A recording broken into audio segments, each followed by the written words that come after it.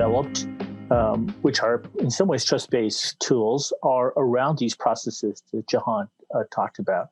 One is Chinook Fund early on developed a conflict of interest policy so that activists and donors can be together. We used that as a template as we began granting communities in communities and have continued that to some extent in our work now.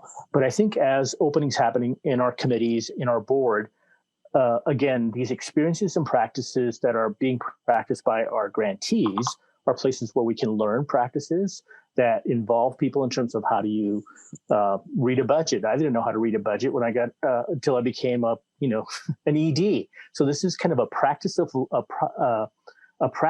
learning together, but also having an infrastructure that believes in the process of engaging all constituents, right?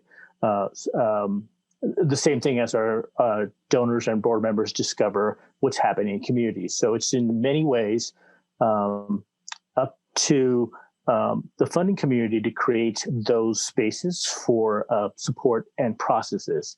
I think there's also, through these trust relationships, you also get pushed in terms of how are you investing your money, right?